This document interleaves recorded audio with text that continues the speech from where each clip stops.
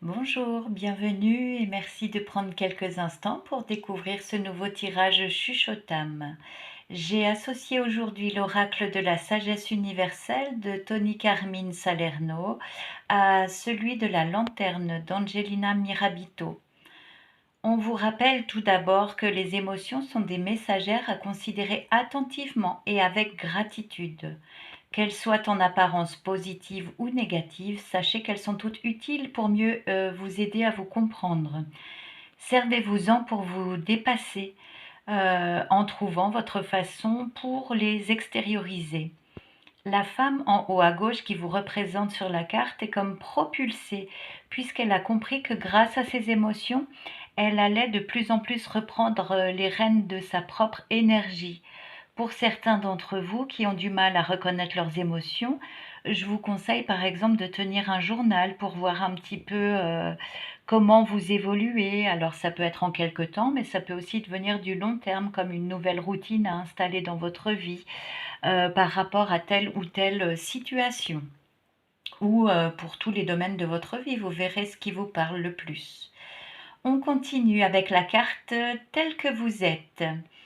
Vous n'avez absolument rien à prouver. Revenez à votre authenticité, ça c'est un message récurrent en ce moment. Soyez honnête en premier lieu avec vous-même. La superficialité ou encore une adaptabilité extrême vous éloigneront de votre être profond à coup sûr. Arrêtez de satisfaire les demandes incessantes des autres, quels qu'ils soient dans le cadre professionnel, dans le contexte familial, amical. Marquez vos limites, votre territoire, et puis surtout quand c'est non, c'est non. Si vous vous engagez sur cette voie périlleuse de vouloir satisfaire tout le monde, vous allez y laisser des plumes et vous épuiser en constatant rapidement que quoi que vous puissiez entreprendre, ça ne sera jamais bien, jamais assez. Donc, faites-vous confiance, plaisez-vous à vous-même en premier lieu et vous attirez ainsi des personnes, des situations faites pour vous, pour votre avancée. Justement, la carte suivante, celle du partage, indique que vous aurez plaisir à échanger, à donner, à recevoir avec des personnes sur la même longueur d'onde que vous. Alors peut-être pas d'un coup, hein, mais petit à petit, au gré des rencontres, des invitations, des activités. Une fois que seront disparus de votre champ de vision tous les hypocrites, toutes les personnes porteuses de soi-disant morale, expérience ou encore de jugement. Celles-ci, bannissez-les de votre entourage ou alors remontez-leur un petit peu leurs bretelles en vous affirmant. Cet échange de bonnes énergies, donc avec les personnes adéquates, de moments agréables partagés, vous mènera de plus en plus vers votre être authentique, la meilleure version de vous-même, ce que vous êtes vraiment destiné à devenir. Vous parviendrez ainsi à vous montrer tel que vous êtes. Passons maintenant à l'arbre magique en bas à gauche, tout à fait d'actualité en cette période de fête. Il apparaît dans votre tirage pour que vous vous souveniez que vous aussi, vous avez la capacité d'illuminer votre entourage par votre présence lumineuse.